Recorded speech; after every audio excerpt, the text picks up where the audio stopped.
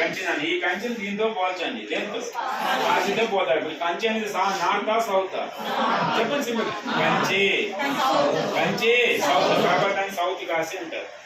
ఏమంటారు దేనికి? కంచి ఎనిమిది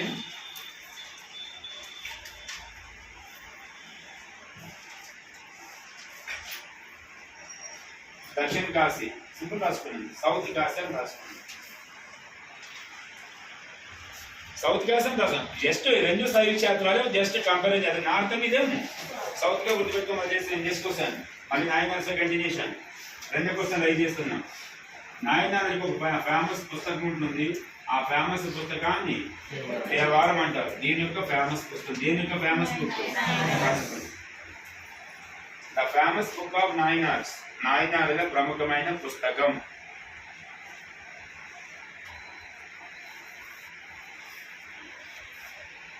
the famous book of నాయనార్స్.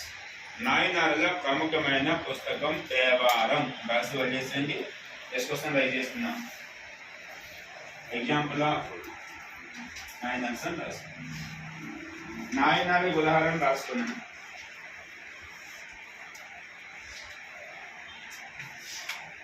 Example of నాయనార్స్.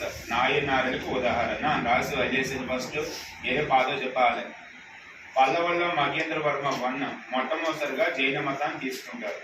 తర్వాత వాడిని శైవ మతంలో మార్చారు. ఆ వ్యక్తి పేరు అభ్యర్ ఏ సెయింట్. First person అప్పయ్యార్.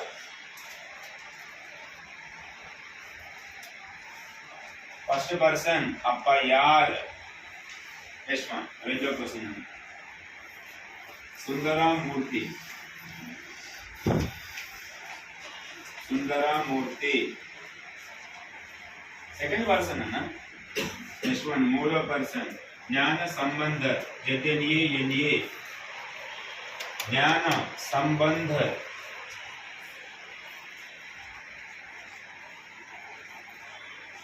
జ్ఞాన సంబంధ. నెంబర్ 4 నందనార్.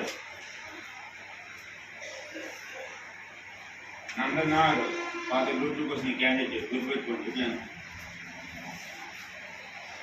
నందనార్ ఏంటి ఇంపార్టెన్స్ అని అడిగితే నాయనారుగా అప్పర్ క్యాస్ట్ నుంచి కింద క్యాస్ట్ వాళ్ళకి అందరూ సభ్యులుగా ఉంటారు. అప్పర్ క్యాస్ట్ నుంచి అప్పర్ క్యాస్ట్ నుంచి బ్రాహ్మణ్స్. ఏ జంతువు యొక్క మాంసాన్ని తినేవాళ్ళు పేరు వాడమని చెప్పారు గుర్తుందా?